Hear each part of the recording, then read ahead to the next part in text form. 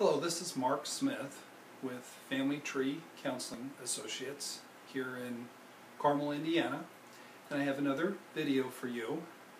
This video today is going to be called "What Issues of Yours Are You Projecting Onto Your Spouse?" Most of my new marriage counseling couples, they come in and they feel like they are the expert on their spouse.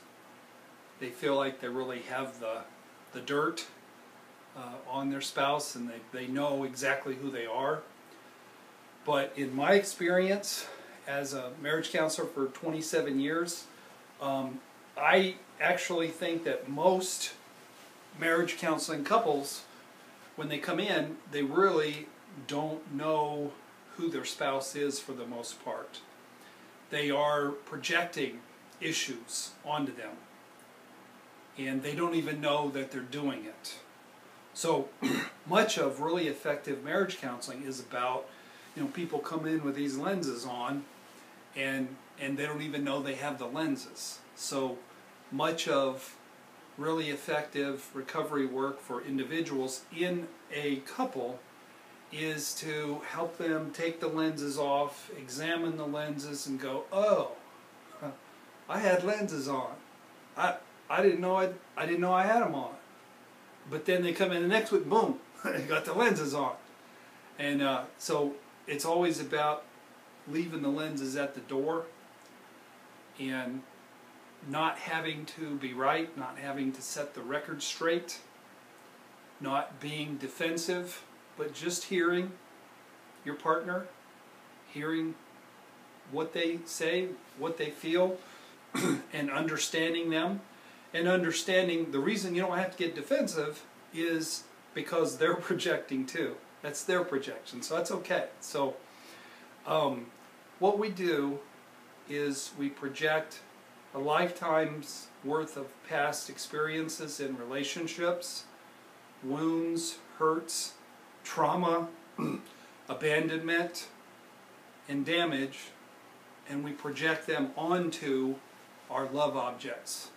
And we do this with great passion, and like I said, without having much of a clue that we are even doing it. So having a safe place where there's a referee and a mediator to hold each person accountable for the projections that are going on is extremely helpful, and it makes for a very safe environment. When I start out with couples in therapy, there is always, every time, every couple, 27 years, there is always at least one of the members of the couple who comes in victim-y, reactive, angry, and doing a lot of projecting of their stuff onto the other person. And then their spouse, many times there's really one of two reactions. Excuse me. And the first reaction is, I call it the hang dog, and they just sort of look down, and they're taking their beating. They've been bad. They know they've been bad. So basically they're sitting there in a puddle of shame, being beat up by their partner, and they're not putting up a fight, and they're not having to try to correct their story because they're guilty and they know it. So I don't get that much. What I normally get is, as the critical victim-y projecting spouse is talking, the person being projected on, you can see their wheels turning. They're nodding their head, they're making faces, they're squirming in their seat, and they are preparing their rebuttal. And many times they just can't wait until their partner's done. They got to interrupt, and they got to say, "Well, no, I didn't do this," or "What about you? You did that." So I try to, in the very first session, it's hard because couples don't know the guidelines of a productive therapy session. So I might have to interrupt them 3 or 4 times to keep the session from getting away. I know that I really do have my hands full when not just one, but 2 of them come in, you know, ready to throw down on each other. And both of them being projecting, loud, victim-y. They're both escalating, defensive, interrupting, speaking in black and white terms, clearly wounded, raising voices. They both desperately want to be heard, but neither of them are listening. They both need to be right, and they're both looking for the marriage counselor to finally be that really smart marriage counselor who offers them up their very righteous vindication. You know, I got a smart marriage counselor, he's going to see my side. So many times couples come in and the counselor is sort of viewed as a wild card, an overpaid wild card, who is sort of an unknown quality, but we tried everything else, so we're going to go see Mark Smith. We're going to see what he can do, and if he can see through the smoke and mirrors and to really understand what a narcissistic personality disorder, abusive, betraying jerk of a spouse my spouse is, well then, you know, he gets, the therapist gets upgraded to quite an insightful and helpful fellow who's worth every penny. There are a lot of therapists out there who, frankly, are biased, and they have their own projections. There are a lot of codependent female therapists who are quite victim-y and sort of man-hating, frankly, who don't know that there are no victims in marriage, that every marital choice is based on family of origin issues. So for them, the woman is sort of the victim and the man is the bad guy.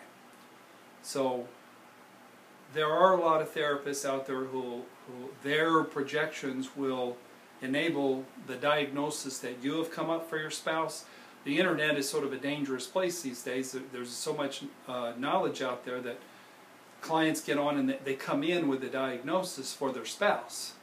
And I've never, frankly, had a spouse come in with a diagnosis where it was been correct, where they got it off the internet. So if you come in with a diagnosis for your spouse and you want it affirmed, you know, don't shop with me, because I'm not going to give it to you, because you're not qualified to be. You're the last person on the planet who should be diagnosing your spouse. You're projecting all your stuff onto them, and you're not a therapist. And just come and sit and be quiet, answer the questions about your family background, and let somebody who's got, you know, 20, 30 years experience of working with people try to instruct you and teach you. So the truth is, your spouse isn't the bad guy, and you're not the victim. Your spouse is exactly what you needed them to be, and you got what you signed on for, and they delivered. You need to understand that our love life is based on being attracted to people who will love us basically with the same kind of love we were loved with growing up. I wish that wasn't the basis of romantic love, but it is. Anybody who tells you otherwise does not really know what they're talking about, and they shouldn't be, you know, helping people with their marriages, because they don't have clue one. Romantic love is based on your childhood wounds, period. That is the truth that I can prove to any open-minded person who will tell me their story. So what projection is we hand a newspaper to this person that we've recruited, and we do things to hurt them, and then we're sort of like a little puppy who dookied on the floor, and we get hit with the newspaper on our little puppy butts, and then those little puppies then, as soon as you walk in the door from work, they go run and hide under the coffee table, even if you don't have a newspaper, and even if they haven't had any boo-boos on the floor. They associate you with pain because you've been spanking them with the newspaper. So what projection is our spouse sits down to confront us or talk with us, and we're going to emotionally go and hide under the coffee table. And we're going to drink, we're going to leave the room, we're going to leave the house, we're going to do everything we can to not hear them because we're not in the mood to get another spanking. So we really have to be there in the moment and not project past wounds from past relationships, really that is rooted in your childhood. We're presupposed to be oversensitive to how we were wounded as a child. Then we pick somebody who is the same psychological DNA as those people, and we put them solely in charge of loving us. And then we get the newspaper. We get their projections onto us. And what I try to do with couples is to get both of them to put their newspapers down and just hear and see the other people. Ironically, truly the newspaper, the wounding, the hurt from your spouse isn't really coming from them. They've been framed. It's not them. It's coming from whether you call it the universe or Mother Nature or God's plan, same thing. And that is, however we're wounded, we get twisted up on the inside, and it quite literally is what determines who we think is attractive. So if you grow up with a critical, controlling dad, you get wounded and twisted around, and then you grow up and you meet a guy and you think he's really smoking hot, probably because he's very confident and he knows where he's going and he's a leader of men. But later you find out he always needs to be right. He needs to be up here while you're down here, and he's very critical. And he's basically a reenactment of your relationship with your father. So the universe has conspired to cause a reenactment of your family of origin issues, and the person who's mainly on this earth responsible, other than your parents who wounded you as a child, is not your spouse, it's you. You're responsible. Who chose your spouse and invited this nemesis into your life? Who married him? Who had children with him? Who has stayed married to him for 5 years, 7 years, 10 years, 20 years, whatever the case may be? That's your choices. Nobody did that to you. You need to, again, slip out of that victim mentality and own the responsibility for your own life. And what I'm trying to get people to understand is pain is not a bad thing. Pain is a good thing. The pain of your marriage is Mother Nature's tool to help you to see through those projections and to know yourself as you really are and to heal your deepest childhood wounds.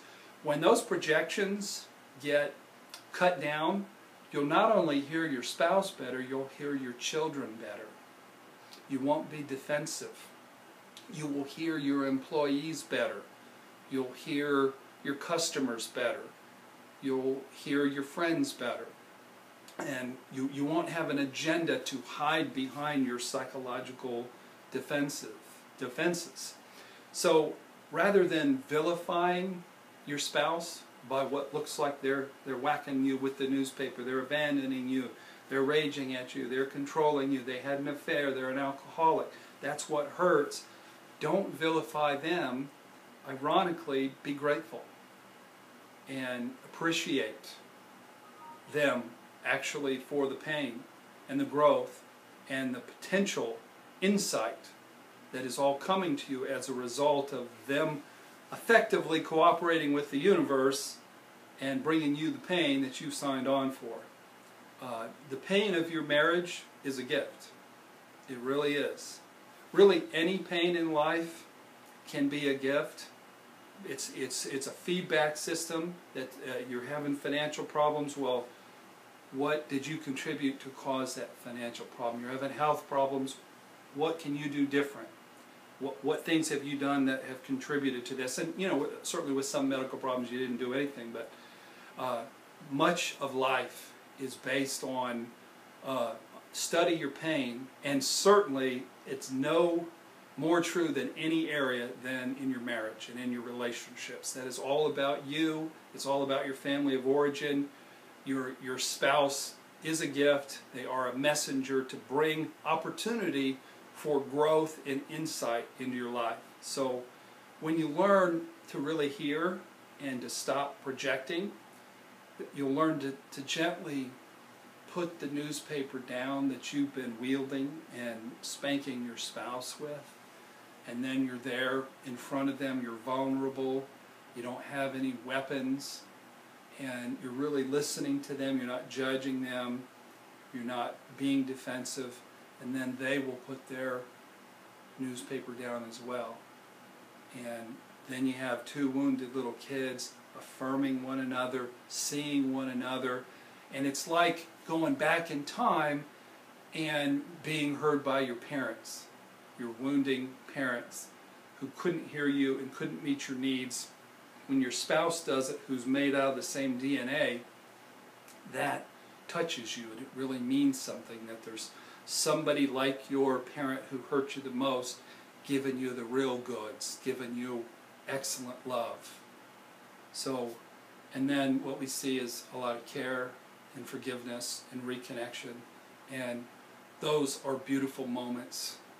It's really sort of the highlight of my work is when I see a couple that came in attacking and projecting and clueless as to what was going on, and then able to get beyond that and truly see their spouse, not feel victimized, not project their issues onto them, and be nurtured and loved as they've never been loved before. So, so that's my little talk about projections. Please join our channel, Family Tree Counseling. Visit our website at familytreecounseling.com. I have ebooks on it about abandonment, affair recovery, and counterdependency, and marital issues. So thank you very much for watching today, and I wish you a lot of growth and a lot of healing in your life as an individual, and to have that impact your marriage. So thank you.